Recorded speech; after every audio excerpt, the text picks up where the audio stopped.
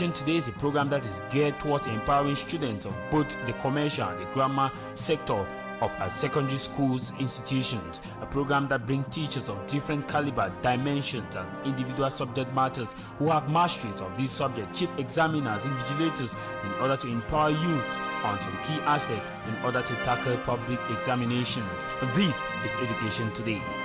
At any point in time where a term is U up in any of the premises and that term becomes D, in the conclusion, our answer becomes what? Invalid, and hence it has committed the fallacy of what? Illicit, either major or what? Minor. All right, ladies and gentlemen, you are highly welcome to CMTV. And today we are on the program Education Today.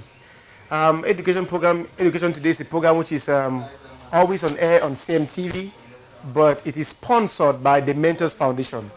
Today, the purpose for Education Today is to see that the very subject that appeal or look as though they are very devastating or very difficult, as some people may put it to some students, we could try to meet the myth or to see that these programs are very, very easy for you. And that's what Education Today has come to do. Today, I'll be teaching you, my name is Mr. Mukete Davidson. I'll be teaching you commerce and finance, and the topic will be insurance.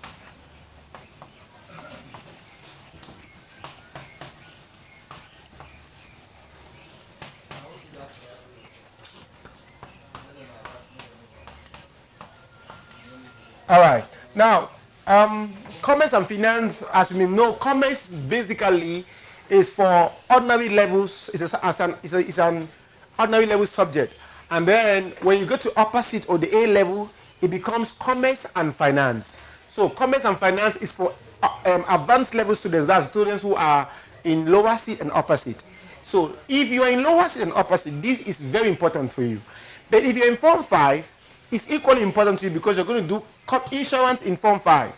But I'm going to teach it in such a way that you understand at the level of upper seat and not the level of Form 5. Because in Form 5, what they do is that they do more of summary and knowledge. But here we're going to go deep in depth. Why is it that your father had a company, or your father had a car, the car had an accident, they didn't insure the car, or they did not compensate your father, they had an insurance policy, an insurance contract? Why?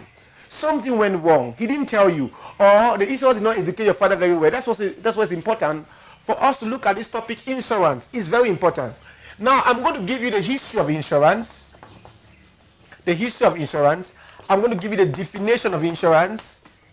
Remember, I told you in a few minutes ago, I said I'll be teaching you in the advanced level manner. So I'll be giving you in-depth things. So it's not like I'm giving you surface. What I'm giving you is very meticulous and strict on this. Now, the next thing is, after look at the history, the definition, we'll look at some common professions that are in the insurance company, like work or jobs that the insurance company offers. Then we'll look at the principles of insurance. And we'll end here for today. Some other time we're going to continue. So these are the four basic things we're going to look at today. Number one, the history, the definition, the common professions in insurance, and then the principles. Let's begin with the history. Now, this topic or this subject, insurance, is as old as trade and commerce itself. Very old. Why? Because in those days when we had merchants, when we had people sail by sea, many people took them upon themselves to become thieves and armed robbers. And many people who transferred goods through the sea, they made the reality to be precisely, always suffer damages either because boat or ship sank, or partly because armed robbers attacked, marine pirates attacked, and took goods and stole and killed people. So they began to do what we call self-insurance. But this was a pool, a common pool for self-insurance. What do I mean by a common pool? What happened is that if we had 80, or let's say we had 1,000 merchants who were moving in a particular route, let's say leaving Italy to go and buy in America, these 1,000 Italians who bought goods in America and carried them to Italy always discovered that maybe sometime or once in a while they were attacked and goods were stolen. So they do what we call common pool. What do you mean by common pool? Each person will declare, okay, each of us will pay, let's say, 1 million francs CFA. everybody pays a million fancy fee. So if they collect 1 million fancy fee, times 1,000 people, 1 million fancy fee, times 1,000 people will give you 1 billion fancy fee. So they have 1 billion fancy fee in a pool. Now, if anything happens to our member, we're on transit, and lost good for 25 million, we will give him some compensation, not the entire sum, some compensation. If our member lost goods for 25,000 funds to pirates, for 25 million to pirates or to some thieves or armed robbers or something, or they are damaged, at least if the goods are worth 25 million, they can give the person 10 million of that amount, so that at least the person is not devastated and heartbroken and others commit suicide because they lost everything. At least they have something to hope for. That's how insurance began. Then people began to use it and commercialize it and use it as a means of making money, and then companies operate. Of course, you'll be wondering and say, what do I mean by using insurance to make money? Companies operate for one reason. The aim of any company, no matter what they tell you, what EcoBank tells you, NFC, what any bank tells you, any school tells you, any business tells you, the reason why they operate is for one reason, which is profit. No business operates without profit. Know that. Profit is the motivating factor why businesses operate. People, see, let me explain something to you that you don't understood. In business, what they do in business is that they get to, mankind does what we call satisfaction of wants. Now, human beings always have wants. So a businessman is somebody who looks at the wants of individuals of the population. The needs, what people want, what they need, and then reach out to satisfy it and demand for a charge. The bank discovers that if you keep money at home, they will steal it and you lose the money. So what do? They create a safe, a well-secure structure with profound people who are full with honesty, dictate the momentum, and then they demand that you come there and put your money in the bank, and they ask you for a charge. You see? So what they're doing is using for your need, using your needs to make their money. So all these things, insurance, all insurance companies are giving you cover or coverage, but making profit in the same way. Their goal is not to see that you are over prospering. They're not running a charity organization. Their role is to make profit. Now we look at the history of insurance briefly. Let's go to the definition. In all levels, you can define insurance in a very simplified way. But at the level of the advanced level, it's quite complex and difficult. Not difficult, it's quite complex and broad. Now, insurance could be seen as one. It's a contract. Contract meaning that two people came together to endorse something. Two, it could be seen as a policy. What does it mean as a policy? Meaning that we've established some document, all right? Or it could be an agreement. Now, all these three, like this, at least people who went through complex of the insurance at the ordinary level must have seen a contract or a policy or an agreement. At the A levels, they'll say insurance is a mechanism. Mechanism. What kind of mechanism? Or a system. Now, it's a mechanism or a system. What kind of system or mechanism? Insurance is a risk bearing or risk reducing. So insurance could either be a risk bearing or a risk reducing mechanism or system. That does what? That deals with two people. One, the insured. Two, the insurer. Now, often at times, these are the most used words in insurance. Insured, insurer. Insured, insurer. Who is the insured? The one that has a problem. Or the one who needs something. The one who has seen that my house can be burned by fire because I stay near a fueling station. My house can be destroyed by water because I stay near the sea. That person that has that kind of problem, or that has the probability of suffering a loss or of incurring a loss, is known as the insured. The insurance company insuring the loss is known as the insurer. So insurance is a contract or a policy or an agreement or a system or a mechanism that mitigates risk or reduce risk. Because the very essence of insurance is to mitigate risk, to reduce risk. You cannot eliminate risk. You cannot do that. You can just reduce it. All right? Because what is risk? Risk is an uncertainty. The likelihood of danger occurring. The likelihood. That means that it can occur, it cannot occur. It can occur, it cannot occur. Now the next thing I want to show you in insurance is one thing that most people don't know. In the ordinary levels, it's neglected, but at A levels, they don't neglect it. One, Insurance, therefore, in all of these things, in summary, in sensu primo, in all these things I've said, all these big grammar I've told you, insurance in one word, insurance one, know that insurance is a probability. It's a probability. Why do I say a probability? Because if something becomes certain, then the insurance company does not insure it. Why? Because insurance deals with things that can happen or cannot happen. For example, tomorrow rain will fall. I don't know. I'm not God to know, neither am I a geographer. I don't know whether rain will fall or it will not fall. So insurance can insure it because it's a probability it can happen or it cannot happen. Today I woke up in the morning and saw sunlight. I was amazed. In Boya, sun was shining. How come? That's a probability. There are days you may say, oh, sun will shine today, and then it rains. So insurance in all is a probability. So why is it a probability? Because it can happen and it cannot happen. The next thing I want to tell you now is common professions used in insurance, common professions or common jobs that the insurance company can offer you, common jobs. Common jobs the insurance company can offer you, because every sector or industry or company has something to offer to the public. That's why the government endorses it, because we call it the social responsibility of a company. Some companies operate and they tar roads, others operate and give pipe water, others employ people. All those are social corporate responsibilities of companies. When you give employment, you reduce the unemployment rate, and therefore you also reduce crime, because if people are unemployed, they don't have a problem with crime. If I get up in the morning, I go to work in the morning, I come back late at night, I'm already tired, I need to eat and sleep. There's no time for me to think to do evil.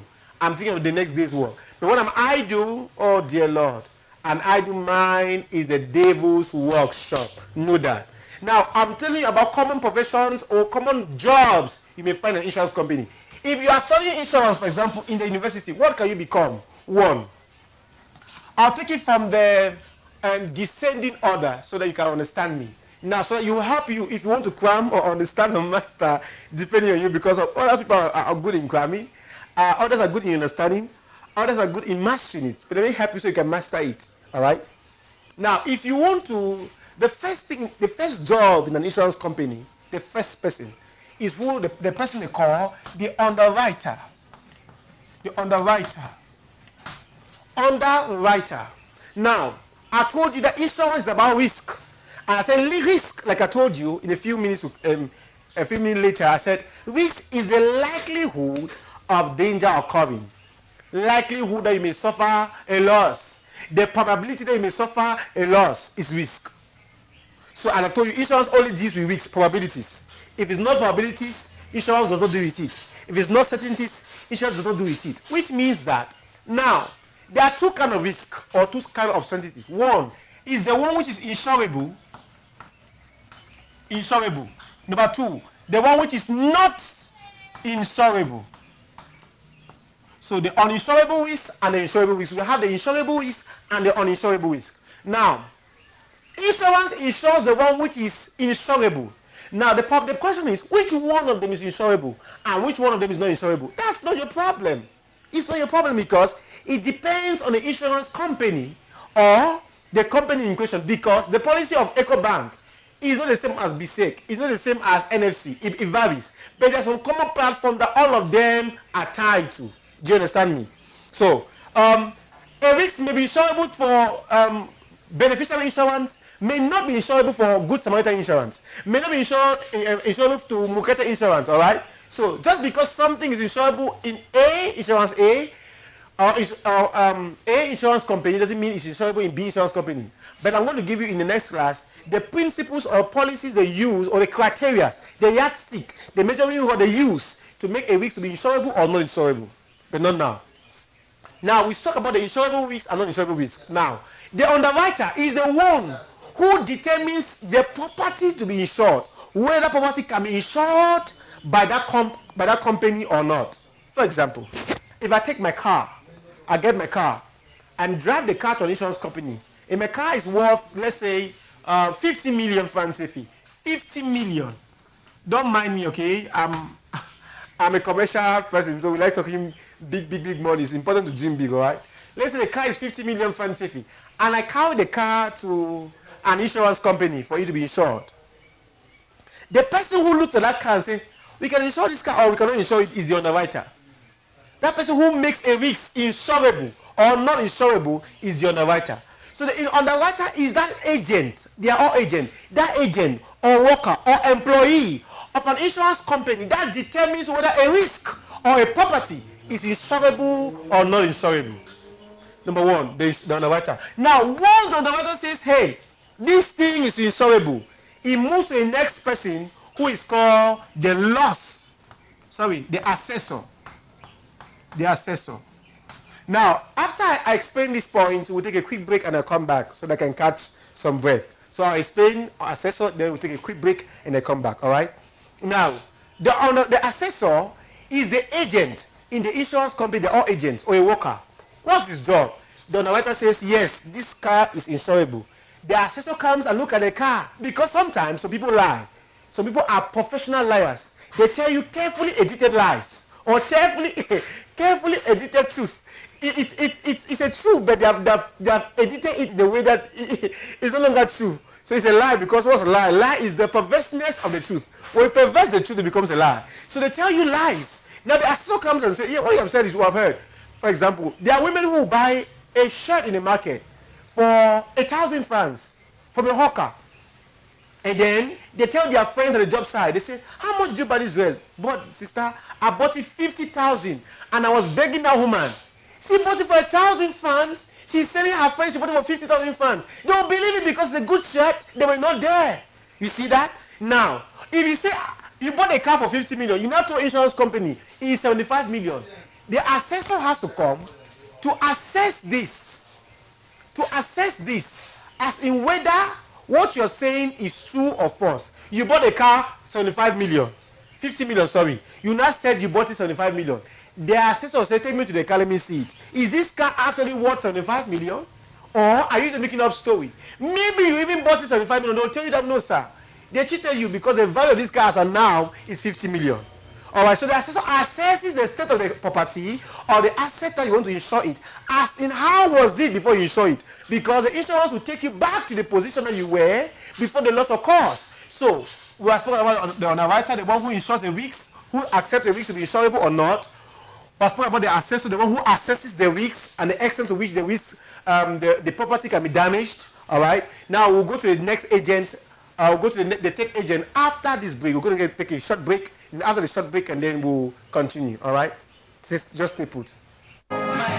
Education Today is a program that is geared towards empowering students of both the commercial and the grammar sector of our secondary schools institutions, a program that brings teachers of different caliber, dimensions, and individual subject matters who have masteries of these subjects, chief examiners, invigilators, in order to empower youth on some key aspects in order to tackle public examinations. This is Education Today. At any point in time where a term is used up in any of the premises and that term becomes D, in the conclusion, our answer becomes what? Invalid, and hence it has committed the fallacy of what? Illicit, either major or what? Minor.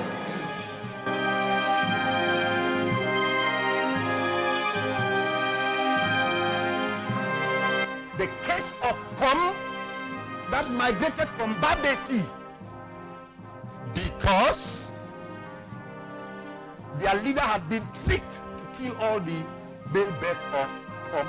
When he realized that, he committed suicide. And the Com people who saw it as an ill omen were forced to migrate and finally settled to lie. This is Education Today. Hello, televiewers. You are welcome to yet another edition of Education. All right, so like I said, we were looking at commerce and finance, an A-level subject, and the topic for discussion today on Education Today is insurance. In insurance, look at the history of insurance, and I told you insurance is as old as trade and commerce itself. Then we look at the definition of insurance. We say insurance is a contract, a policy, or it's an agreement, a mechanism, a risk-bearing mechanism or reducing mechanism, or a system that reduces risks. And then we looked at common profession in insurance, and don't forget, I also told you in all these things, insurance is a probability and not a certainty. So each time you are talking about insurance, you always try to use certain words. And the words are, I'll give you in a few minutes to come, but you have to learn to use words like if and not when. Not when. Use if, not when, because it's a probability. When is a certainty. If is a probability. So insurance is a probability. Therefore, use the word if. I'll show you how to use it in a few minutes to come. We look at common professions or jobs the insurance company can offer to the society. We look at the underwriter, the person who accepts the risks as insurable or not insurable. The assessor, the one who looks at the extent of the risk or the property and tells you, okay, this property is like this is the value, or who values the property, who assesses the property, who looks at the trends of the property. All right. Now the next person I want to talk about, after the underwriter accepts the risks, he sends the property to the assessor to assess the value of the property. From there, it goes to a new agent, and the agent is called the actuary. Actuary. Who is an actuary? An actuary is a person who gives or is an advanced mathematician in the insurance company. What's his job? His job is to determine the premium, principally. The premium to be paid by the insured or the insured. So, if the insurer has to be paying 1 million francs every month, that person, that determines how much the person will be paying every month or every quarter or every 6 months yearly or yearly is the actuary. Some people pay 200,000 francs CFA for their vehicle. 200,000 francs for the vehicle. The person who determines that price is the actuary, not the manager, not the underwriter. The underwriter's job ends as to say, hey, sir, your car is insurable, his own ends there, or not insurable, his own ends there.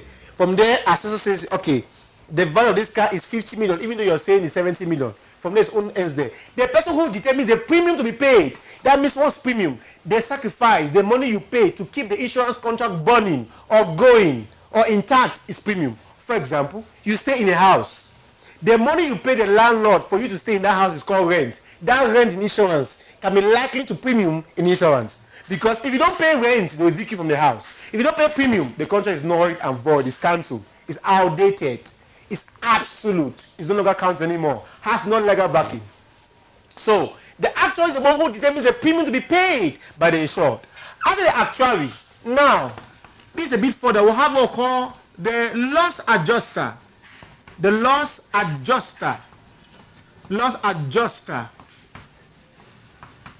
Who is the loss adjuster? Most times, properties or assets that are insured sometimes may have an accident or may suffer losses or damage. Now, if, for example, I insured my car is worth 50 million. The underwriter accepts the car. The assessor says, no, it's 50 million. Yes, that's the value of the asset. The actuary tells me to pay an amount of money every year as premium. I pay. Now the car has an accident. Just because it has an accident doesn't mean the insurance will go and say, okay, oh, I've heard, bring 50 million, let's give me some Mukete. No, they won't do that. They will send an agent in the field who will come and find out what happened. Was it deliberate? What is the extent of the loss? Because sometimes a car can have an accident and just the windscreen is broken. Just the tires are bad. Or just one side of the door is damaged. That doesn't mean they're going to give you 50 million because the screen is damaged, or the door is damaged, or the backboard is damaged. No. They say, okay, how much does it cost to fix this screen? 500,000. Okay. They'll take away the old screen and put a new one for you. Who says that? The assessor come and say, hey, sir, Mr. Manager, I went to see Mr. Mukete's car had an accident. The car is okay, just that the bonnet is twisted, and then the windscreen is shattered, and then some few parts are damaged. So the damage of the loss is about 2 million. So we need 2 million to get that car back to the way it was before. And then they'll get 2 million, repair the car, and give me. But the value of my car is 50 million. But the assessor says the damage of the car is not 50 million, it's 2 million. So if you give this guy 2 million, he's going to be able to repair the car to come back to the state in which he was before the loss occurred. Remember, in all these things, the assessor is the one to give the final say that, hey, sir, that car cannot be insured. That car is, we cannot give compensation because Mr. Mukete's leader has done something wrong. So we cannot compensate it. In a few minutes to come, I'm going to tell you about that. In the meanwhile, while the class is going on, if you have any question, there are some numbers on the screen, on your screen. You could call or send a text. Send a text message. Just send a text message. It will be better. Send a text message to those numbers on the screen, and then I'll get them. I'll answer them for you. All right. And if you're not still clear, send again and say you're not clear. I will still give explanation until you understand. So the numbers shown on your screen. Send an SMS to those numbers. All right. Okay. So I was saying that the loss adjuster looks at the extent of the loss and reports back to the company and says, "Hey, sir, this is the situation on the ground. I went there." So he's on the ground. I went there. This is what I found. I found out that Mr. Mukete took the car and hit the electric pole by himself. It was deliberate. It was not mistakenly. Or I found out he was drunk when driving. Negligence. He's the one to say all those things because the insurance company was not there. He's the investigator of the insurance company. Just like police people have investigators, insurance also have investigators who are loss adjusters, who adjust whether a loss suffered is justified or not justified. So we'll look at the underwriter, the assessor, the actuary, the loss adjuster. The next person we'll look at is the insurance broker. Insurance broker. Now, most at times, this word broker frightens many people. See, dear students, let me tell you something. Sometimes I understand some teachers also just demystify things and make them look so big and scary. The word broker simply means middleman. It means the mid person between two people. For example, let me use a common example. If you are in a market, you have a tomato farm, and you farm tomatoes, and there's somebody who sells tomato in the market. Now, if I come to you who farm tomatoes, buy the tomato, and go and sell to the one in the farm, the one who sells in the market, I am simply a tomato broker, a middleman between the one in the farm and the one in the market. So a broker, an insurance broker, is a middleman between who? The insurer and the insured. That's all. Because there are two parties in the insurance company, two parties in the insurance contract, sorry. In the insurance contract, there are two parties involved, just two people. The insured and the insurer. Insurer.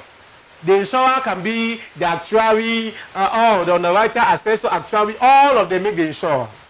The insured is the one going to take the policy. Now that person in between them, who links both of them up, is the middleman. So we call him insurance broker.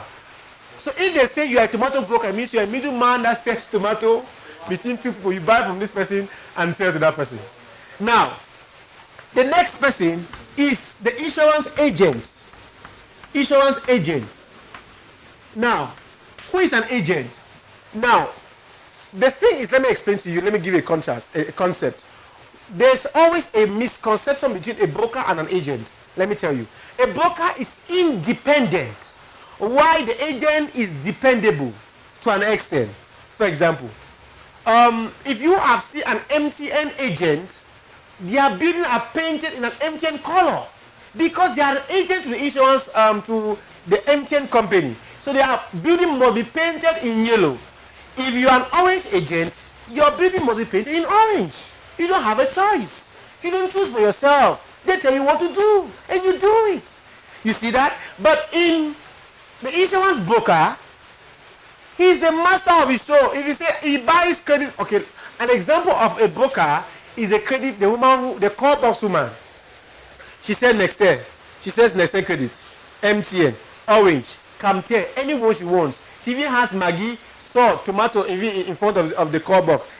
She has chewing-gum, granite sweet, coconut sweets, all in front of her. She's a broker. All right, her job is to buy from you. Once I buy from you, it's over. It's not your business again. How I want to say is not my business. But with the agent, these are dependable people. They depend on the insurance company. So insurance agents depend on insurance company. Why? Because the insurance determine what they do, what they say, how they should act, the price at which they sell their policy. For example, if I am an MTN partner, and MTN says, hey, you have to be selling credit for us, they will tell you the amount at which you should sell credit. I cannot say I'll buy credit for 10,000 francs and sell for 15,000 francs. No way. They'll tell you buy for 12 and sell. You buy for 10 and sell for 12. They tell you you paint your building in yellow. You must do it. Every worker must do this. You must do it because you are depending on them. And all agents earn what we call a commission. Commission. But brokers do not earn commission. They earn what we call brokerage. What is brokerage? They charge the difference between the selling price and the cost price. For example, I'm a broker. I go to Bamenda, buy one basket of tomato for 10,000. Come to Boya, sell one for 15,000. I bought for 10,000. I'm selling for 15,000. The difference between 15,000 and 10,000 is 5,000. This 5,000 fund is called brokerage. But with the commission, they tell you, I will give you 10% of your sales. It's a commission. So if you sold 20 billion, 10% of 20 billion, which is 2 billion, will be given to the agent. So brokers, like I said, are independable, while agents are dependable. Now there are two kinds of agents. We have the general agent, and you can call it that the individual agents. Who are general agents? Agents that deal with only one insurance company. For example, if they sell insurance company, they only buy insurance company only from beneficiary and sell to the public. They cannot buy from any other company, only beneficiary. Only beneficiary. For example, you cannot be an MTN partner and you sell credit in MTN at the same time for Orange. Your bill is divided into two. One part is painted in orange, one part is painted in yellow. It's not done that way. Why? You're an agent, or you're a general agent. You must deal only one company, that is MTN. So a general agent is that agent in an insurance company that deals only with one insurance company, only one, either beneficiary or Good Life or Good Samaritan, only one.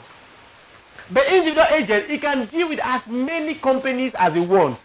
Most often their buildings are not painted with any color because they just write there, they just write the name of the company, this company, because they sell varieties of policies from different insurance companies. Now, have you understood underwriter, assessor, actually, loss adjuster, insurance broker or insurance agent, and a general and individual agent? The next thing we look at is the principles of insurance.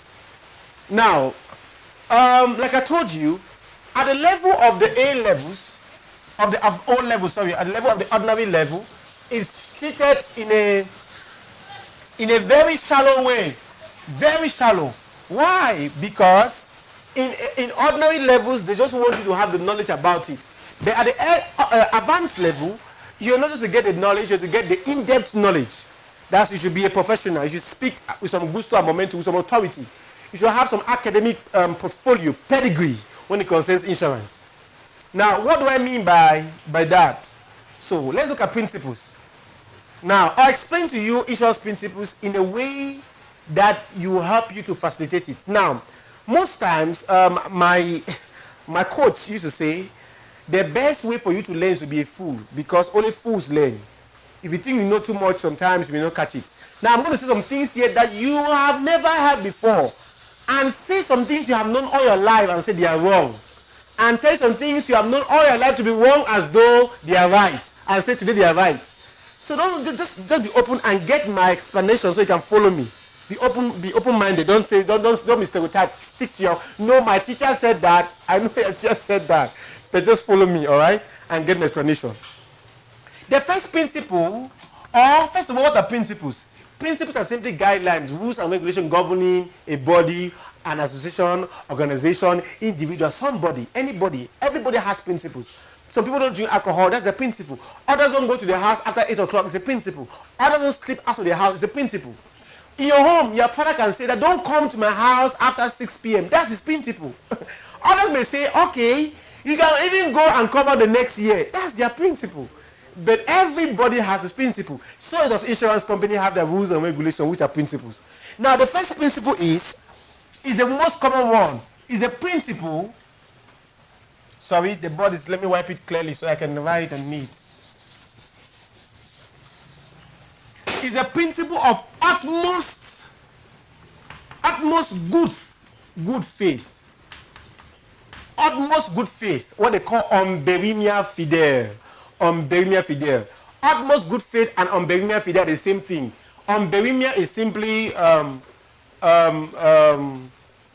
Hebrew word which is translated utmost good faith, umberimia fidel. In Hebrew is umberimia fidel. In English is utmost good faith. All right. Now, what is utmost good faith? This principle simply means that The insured and insurer must disclose the truth and nothing but the truth. Because if they fail to disclose the truth, the insurance contract will be null and void. Let me say it again. The insurance contract will be null and void. Null and void, or useless. It will not hold any backing, any legal backing. That means if you take it to court or to the police station or to any judiciary system, it's useless.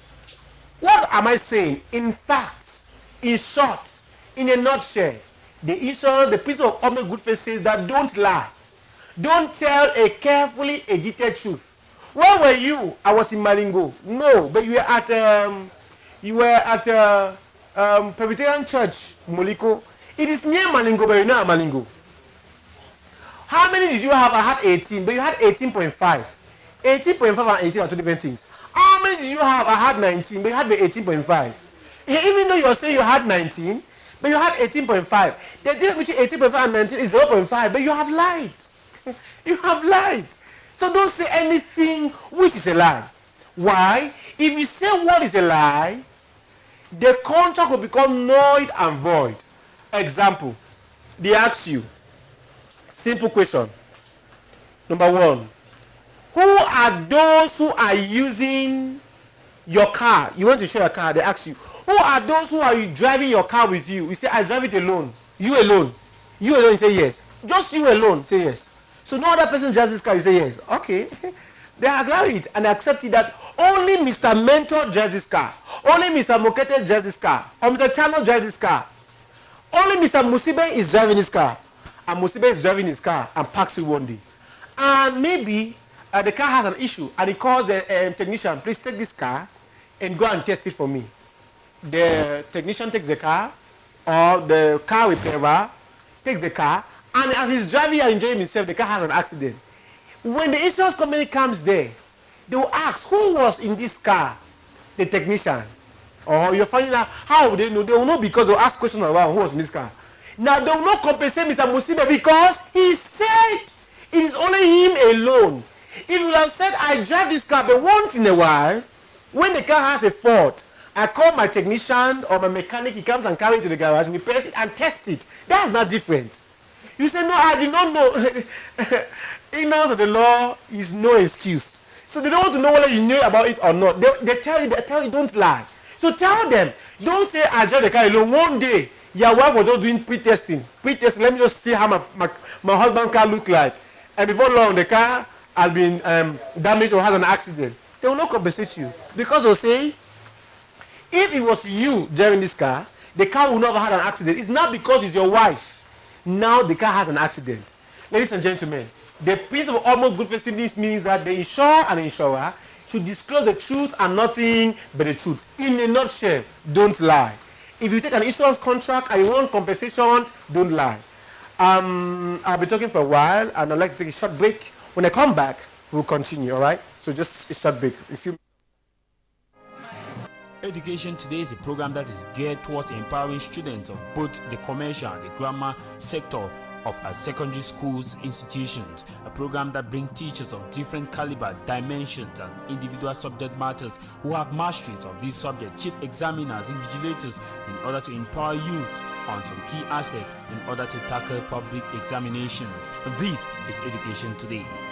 At any point in time where a term is U up in any of the premises and that term becomes D, in the conclusion, our answer becomes what? Invalid, and hence it has committed the fallacy of what? Illicit, either major or what? Minor.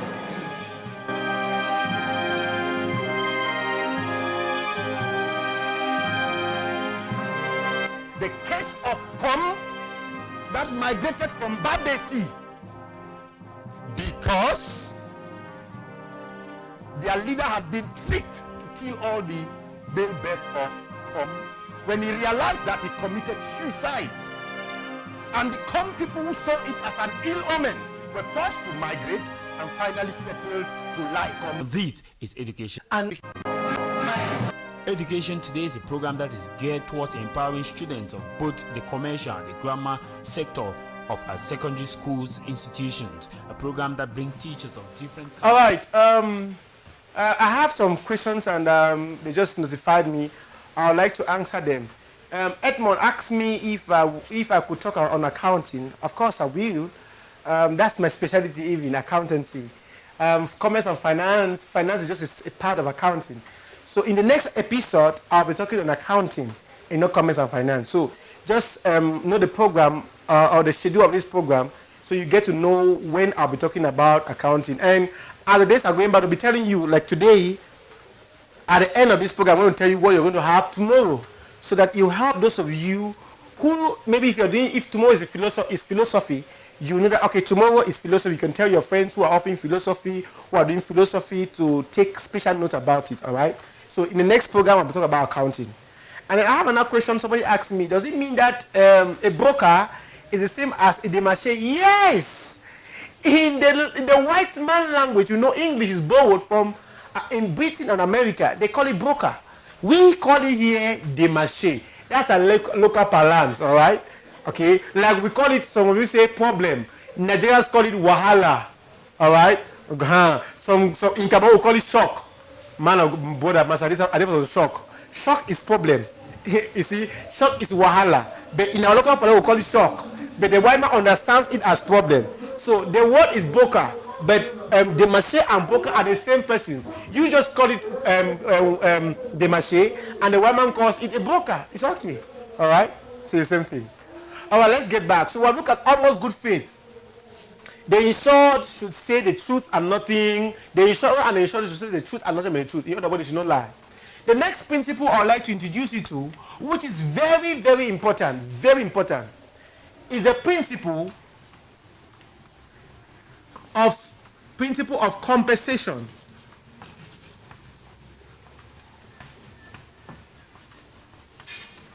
Principle of compensation.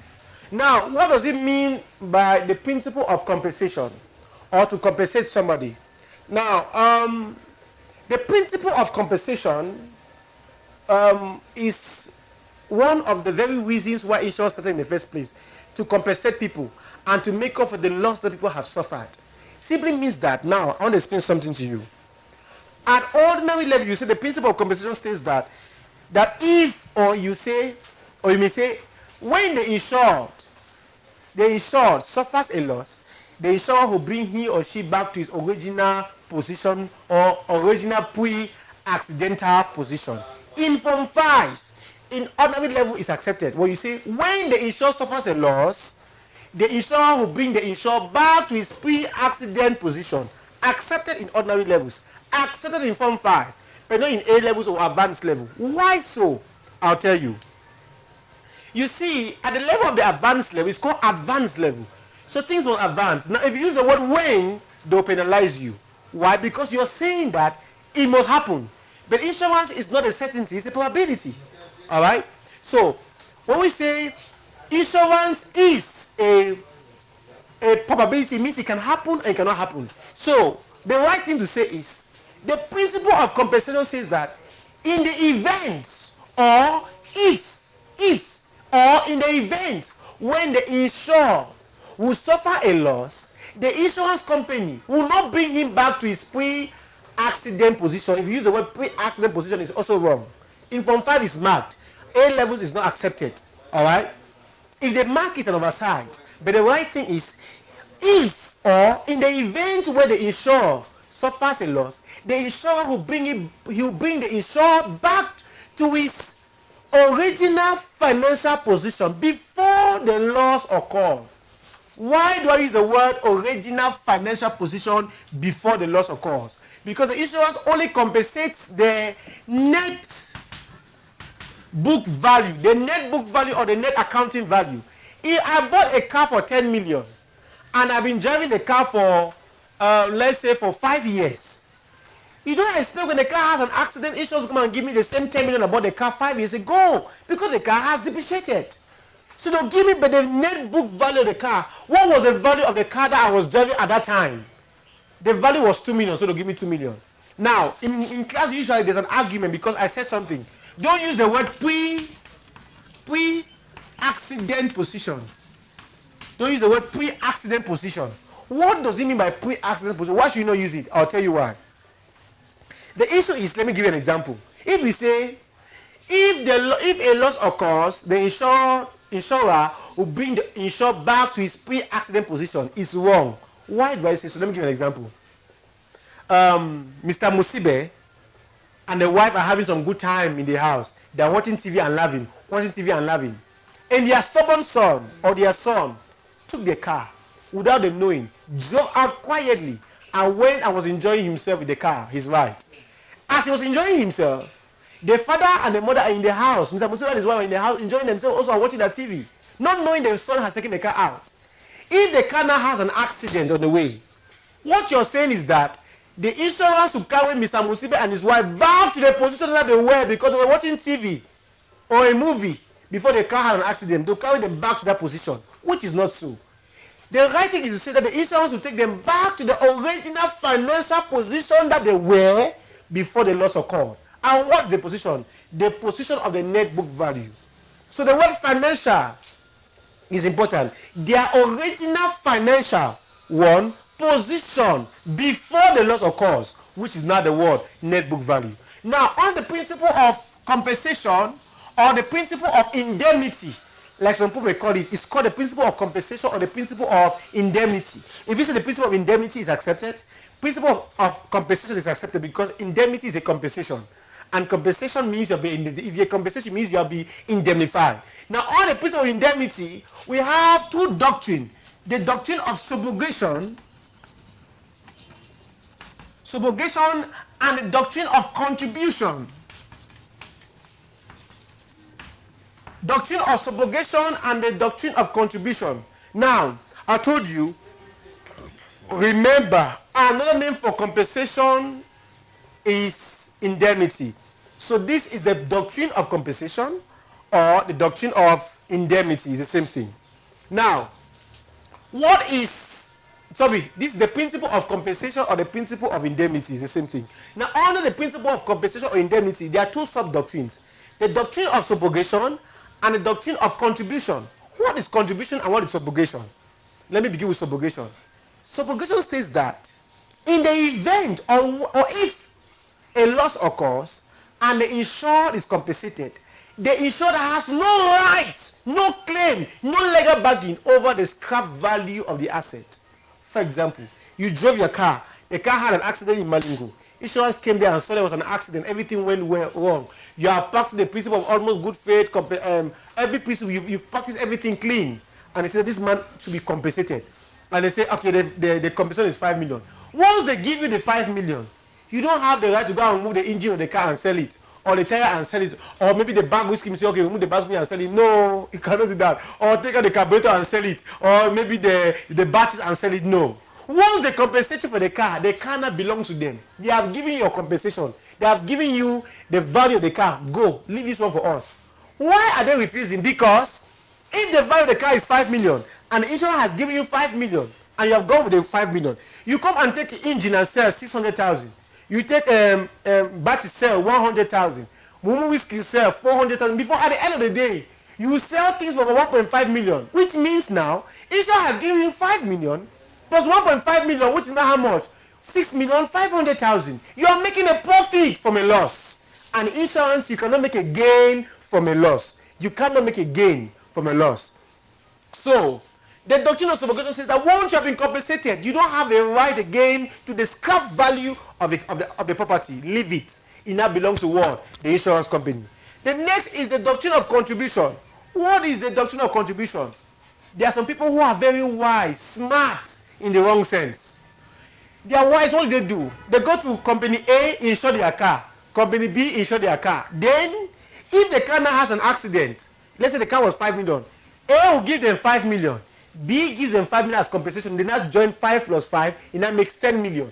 So they now have a compensation of 10 million. They are making a gain from a loss. And with insurance, one cannot make a gain from a loss. So, in this event or in this situation, what they'll do is that the insurance company will come together. Company A will bring 2.5 million.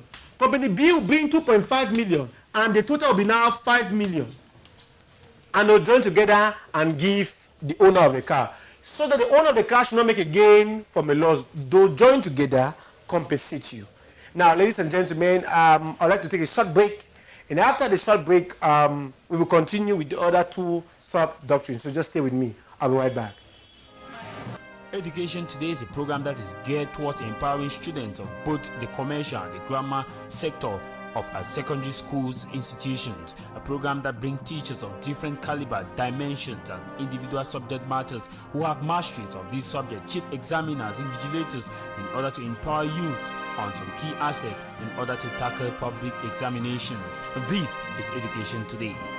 At any point in time where a term is U up in any of the premises and that term becomes D, in the conclusion, our answer becomes what? Invalid, and hence it has committed the fallacy of what? Illicit, either major or what? Minor.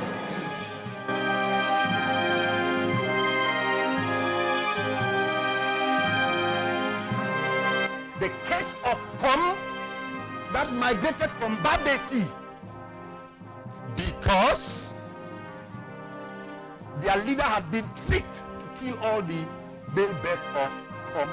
When he realized that, he committed suicide. And the Com people who saw it as an ill omen were forced to migrate and finally settled to lie. This is Education Today. Hello, televiewers, you are welcome to yet. All right, ladies and gentlemen, we have looked at the principle of almost good faith, the principle of indemnity. Now, I want to look at a principle. Now, the principle that I kept these two principles because even some teachers don't catch it right. And this is where we want to have a little discrepancies. Now, the principle is, we have the principle of proximate cost. Proximate cost. What is the meaning of proximate cost? Proximate cost simply means nearest cost or direct cost or actual cost. So the principle of proximate cost is the same as actual cost or direct cost. If you say principle of proximate cost, it means what actually caused the loss. So the principle states that if the property is not damaged by the direct cost insured against, then the insurance company will not compensate you. For example, you have a house, you insure the house against fire, the water damaged the house, they will not compensate you because the house has been damaged, yes, by what? Water, but you insured against fire. You took a fire insurance policy for your house, fire insurance policy, but was insured by water, so they cannot compensate you because you've taken a policy for fire, but it was insured by water. You see that? If you insure your car against accident, and the car is damaged, was stolen by thieves, the car has been taken away from you, but it was not taken away by accident. It was taken away by thief, which is proximate cost. So the thing that caused the loss, the car being taken away by thieves, it was not accident. If the car had an accident, insurance will compensate you. You see that? So sometimes, or you may say, okay, I want to take an insurance company and policy on my laptop. That if my laptop is damaged by falling down, they should compensate me. If the laptop is stolen, they will not compensate you because even though the laptop has been taken away, but it did not fall on the floor. So if you are using the principle of almost approximate cost, you should be very careful. Now, most times in my class, so they always ask me, sir, if I have a house, or insurance against water, against fire, against stealing, against theft, or insurance against all those things, which is true. There's a policy for that. It's called comprehensive loss policy. It covers fire if it's a car, if it's a house. It will cover, if it's a car, for example, it will cover the risk of being damaged by accident, or by fire, or by water, or being damaged, or anything. It will cover it all. It's called a comprehensive loss policy. But all these policies are expensive because in insurance, they hire the risk, or in business in totality, they hire the risk, they hire the returns. So they hire the risk, they hire the word premium. If you take a comprehensive loss policy, it will be more expensive than if you just took a fire insurance policy. If you took a water policy, it will be more expensive. It will be less expensive than taking a comprehensive, because a comprehensive will entail fire, water, and every other thing. So proximate cost means what actually caused the loss. Was it caused by fire or water, or was it caused by accident? What caused it? All right, that's the next. So the last principle, which I left it, is the principle of insurable interest. Insurable interest. Insurable interest.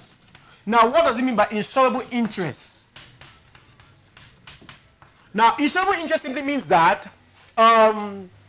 for something to have an insurable interest, it means that, let me first give you a fallacy that many people make. In most textbooks, you see it. Insurable interest means that one cannot insure a property that does not belong to him. It's a lie. You can insure a property that does not belong to you. You can do it. Most textbooks I have read is inside. Most. Now, if you read the exemplary by Mukete, Davidson, or you read the Firm Foundation by former BTB, you see some great difference there because those two authors have explained the concept well. Insurable interest, like some authors will say, that you cannot insure a property that does not belong to you, is a fat lie. Let me give an example.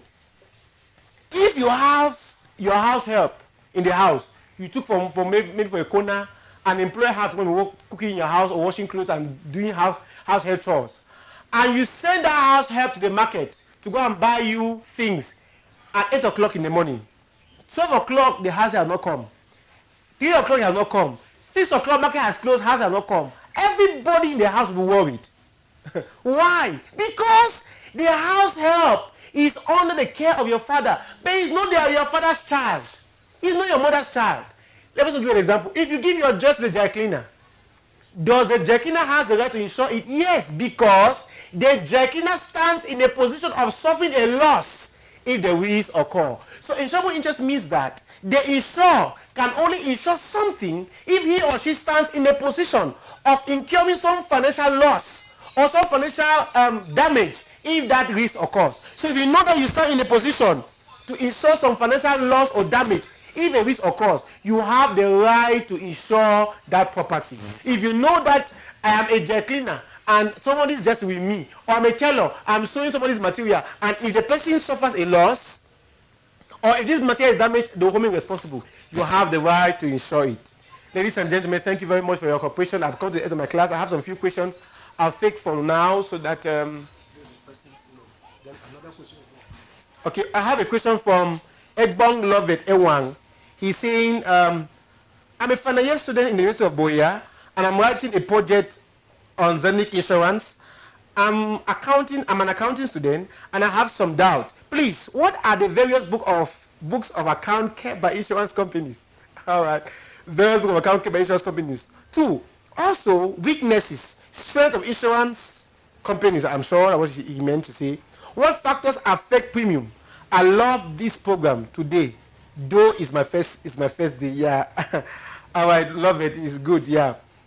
There are many factors that affect premium, many factors. Again, please, these questions are very personal and they are not related to this topic, but related to this class today. We are still to see them, factors that affect that make a risk insurable or not, factors that affect premium or other things. And the books kept by insurance company, we're going to see them in classes ahead. But since you want to know about it now, there are numbers on the screen. After this program, call the person. The person will link you up to me, and I'm able to give you the questions more directly. All right? All right. So another question here.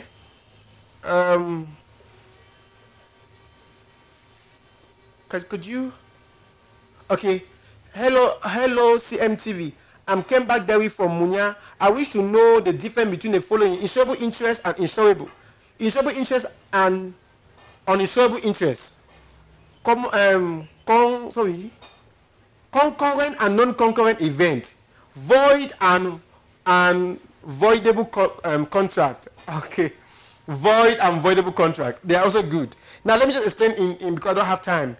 Now insurable interest and uninsurable interest. Insurable interest means that you stand in a position of suffering some financial loss if that risk occurs. That means you know that if this thing happens, you suffer some damages or some loss. That's insurable interest. Non-insurable interest means that you don't stand in any position. For example, your neighbor's child dies. How will it affect you? Will you pay? How much will you pay? Nothing. It doesn't have anything to do with you. Because you don't stand to suffer any loss. But if your brother dies, you stand to suffer some loss. You see that? So insurable interest is that. Insurable interest means that you stand in a position to suffer some financial loss. That's the simple truth.